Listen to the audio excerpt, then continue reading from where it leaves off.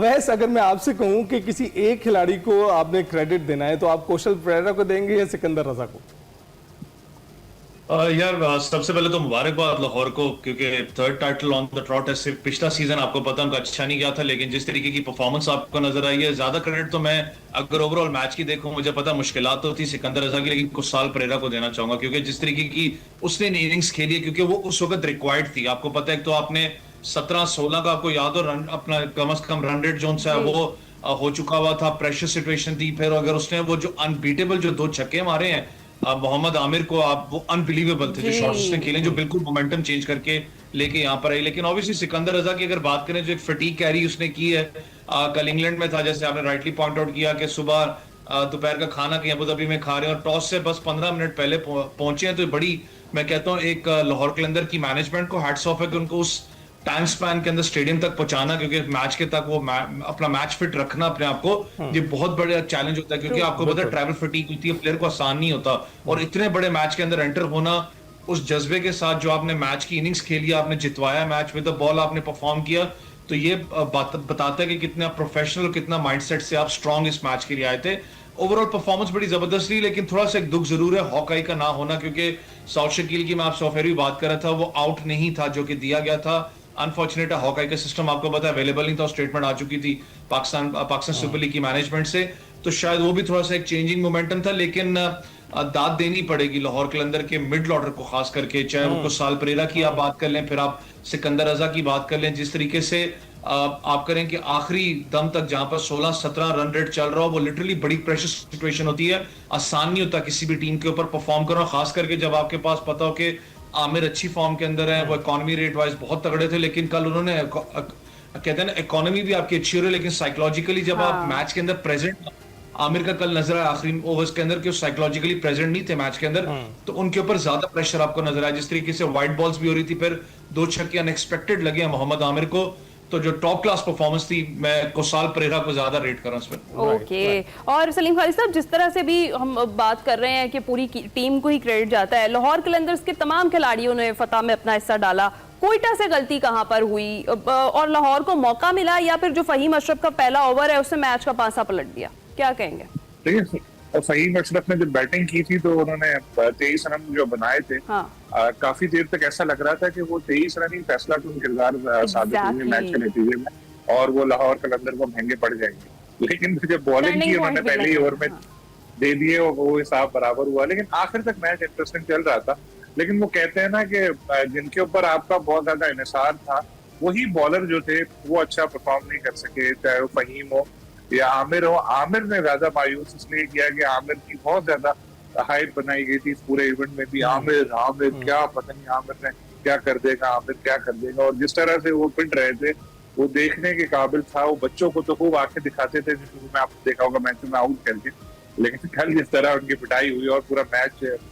जिस तरह की वो बॉलिंग कर रहे थे, चले अगर आप अच्छी बॉल करें, वो बैट्समैन अपनी काबिलियत से शॉट खेले तो समझ आता है, लेकिन क्रूशियल लम्हात में फुल टॉस बॉलिंग, वो भी आमिर की जानिब से, वो तो हमें वर्ल्ड कप वाला याद आ गया जिस तरह अमेरिका वाले मैच में हुआ था। तो ये मैं तो कहता हूँ कि बॉलिंग जो थी, जो इनके टॉप प्लेयर थे, आखिर में उन्होंने बड़ा मायूस किया, क्योंकि स्कोर बहुत अच्छा था। कोई भी पिच हो, कैसी भी कंडीशन हो, जहां भी हो, 200 प्लस टेस्ट करना T20 क्रिकेट में इतना आसान नहीं होता। और अगर आप देखें, आखिर तक ये मैच ऐसा लग रहा था कि कोयटा ग्लैडिएटर्स की टीम जीत जाएगी। परेरा अपने शुरू में थोड़ी बॉलें रोकी भी थी, उन्होंने थोड़ा जाया भी की थी, बाद में उन्होंने अपना कवर कर लिया, लेकिन साथ में हम देखें अब्दुल्ला ने भी बहुत अच्छी बैटिंग की। बिल्कुल, मैं यही पूछने वाला था कि ये जो मिडिल ऑर्डर की बात अवैस कर रहे थे, वो बुनियादी तौर पर उसमें अब्दुल्ला का और जो मोहम्मद नईम है उनका बड़ा हाथ रहा है, उन्होंने भी 40-40 स्कोर बनाए। तो अवैस, आप क्या कहेंगे, जो लाहौर कलंदर्स का एक मोमेंटम वापस आया था, कहीं तो लग रहा था कि प्लेऑफ में भी क्वालिफाई नहीं कर पाएंगे, और कहाँ ये टाइटल जीत गए हैं, जबकि इस्लामाबाद यूनाइटेड जो है वो दोबारा उठान नहीं भर सके, और उसके साथ साथ कोयटा ग्लैडिएटर की बात करें तो वो अच्छी फॉर्म में नजर आ रहे थे। तो ये लाहौर कलंदर्स कैसे कम बैक कर पाया? अच्छा यार, अगर प्लेऑफ्स की बात करें तो जो आपने भी बात की ना, ज्यादा रोल आपको पता है उनके बॉलर्स ने नहीं, उनके बैट्समैन ने रोल प्ले किया, चाहे वो फखर जमान की मद में हो, चाहे नईम की मद में हो, चाहे अब्दुल्ला शफीक की मद में हो। इन तीनों ने बहुत तगड़ा एक रोल, मैं कहता हूँ, पूरे पाकिस्तान सुपर लीग के अंदर प्ले किया। मुझे पता start of the Pakistan super league Naeem इतने कोई अच्छे आपको टच में नजर नहीं आ रहे थे। अभी भी कल अगर आप कमेंटेटर्स की बात करें, वसीम भाई मौजूद थे, रमीज भाई, तो वही की बात कर रहे थे कि अभी भी नईम ने सीखना है, क्योंकि उसका नया टूर्नामेंट है, बड़े लेवल पे पहली दफा वो खेल रहा है, क्योंकि उसकी ज्यादा शॉट आपको पता है कि आप कर ले ऑन साइड पे है या डीप मिड विकेट की तरफ वो ज्यादा उसका रेंज जाता है as compare to of side की अगर बात करें, तो उसने थोड़ा बहुत सीखना है उस चीज को। लेकिन इतने बड़े प्रेशर मैच के अंदर आके फिर मोमेंटम को चेंज करना, जिस तरीके से फहीम अशरफ को उन्होंने आपको पता दूसरे ओवर के अंदर एक टारगेट किया, वो दिखाता है कि कॉन्फिडेंस लेवल आपका इसलिए अच्छा होता है क्योंकि आपने पिछले मैचेस के अंदर परफॉर्म किया हुआ है और आपके पास किल का लाइसेंस दिया हुआ है आपकी टीम ने कि भाई आपने अपना किल का लाइसेंस है कि आप जाके एग्रेसिव स्कोर करके हमें दो, और वही फहीम अशरफ सॉरी कल नईम आपको नजर आया करते हुए। अब्दुल्ला शफीक की बात करें तो start of the Pakistan super league आपको याद है 1-2 इनिंग्स उन्होंने अच्छी खेली थी, फिर बीच में बुरा पैच उनका आया,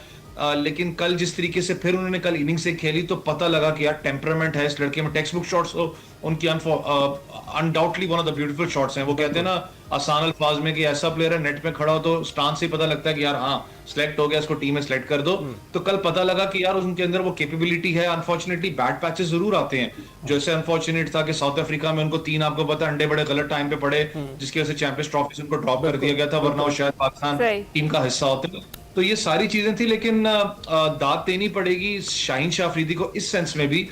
पूरे पीएसएल की अगर सीजन की बात करूं तो उनका कोई पीएसएल सीजन इतना मैं कहता हूं कलरफुल इस सेंस में नहीं रहा, क्योंकि लीग रन्स आपको पता है बहुत होते रहे हैं। उनकी बॉलिंग यूनिट की अगर बात करूं, जो स्ट्राइक फास्ट बॉलर की बात करते हैं 1-2 ओवर्स आपको तगड़े नजर आते थे, लेकिन जब आप टीम से ड्रॉप हुए हो तो जो साइकोलॉजिकल प्रेशर होता है, ऐसा फास्ट बॉलर की बात कर रहा हूं, फास्ट बॉलर का हमेशा ईगो होता है, वो अंदर जो हर्ट कर रहा होता है उसको वो कहीं ना कहीं भड़ास निकालता है। वो कल आपको नजर आई कप्तानी के अंदर, आप बात कर लें चाहे वो डगआउट के अंदर बैठे हुए थे जब वो मैच जीते तो आपको पता है इमोशंस थे, तो आपको बताना होता है कि यार आज भी मैं पाकिस्तान का लीडिंग फास्ट बॉलर हूं, आज भी मेरे अंदर दम है। उन्होंने वो करके दिखाया। देखें हमेशा कहते हैं ना जो एक बड़ा प्लेयर है, बड़ा जो बॉलर है वो अपनी परफॉर्मेंस से दिखाता है, और उन्होंने कल करके दिखाया इस चीज में। लेकिन एक अनफॉर्चुनेट फिर एक सिनेरियो की बात करूं कि हॉकाई का ना होना, वो जो ओपनिंग डिपार्टमेंट के अंदर एक तो साउथ शकील और दूसरा मुझे नहीं पता कि कौन सी इनकी थिंक टैंक की वो स्ट्रैटेजी थी कि दूसरे ओवर के अंदर आमिर को उतार के आप फहीम अशरफ को लेके आए हैं। वो ठीक है कि 22-23 रन उसने अपना स्कोर किया था, तो शायद होता है कि कॉन्फिडेंस लेवल एक प्लेयर का होता है, लेकिन वो जो टर्निंग पॉइंट में कहता हूं जो चेंज ऑफ ओवर था वो बहुत ज्यादा इफेक्ट किया इनको। सही है। सलीम खालिद साहब पूरी टीम की भी बात करें, जिस तरह अभी ओवैस ने भी कहा और आपने भी कहा कि शाहीन शाह अफरीदी का जो टैलेंट है उसे नजरअंदाज बिल्कुल नहीं किया जा सकता। लाहौर कलंदर्स की ओवरऑल स्ट्रेटेजी जो है वो क्या है? जो टैलेंट हंट प्रोग्राम्स वो करते हैं उसकी वजह से इतना टैलेंट सामने आ रहा है और टीम बेहतर हो रही है, परफॉर्मेंस अच्छी होती जा रही है, रीजन क्या लगती है आपको मेन? बिल्कुल आपने बिल्कुल सही पॉइंट उठाया। देखिए अभी जब पीएसएल खत्म हो गई ना, अब आप देखिएगा कि जो 5 फ्रेंचाइज हैं वो बिल्कुल सो जाएंगे, लेकिन लाहौर कलंदर आपको एक्टिव नजर आएंगे पूरे साल। कुछ ना कुछ प्लेयर डेवलपमेंट प्रोग्राम उनका चल रहा होता है और उनको हर साल पोस्टर बॉयज मिल जाते हैं, उनको अपनी तशहीर करने की जरूरत नहीं पड़ती। जैसे इस साल आपने देखा नईम सामने आए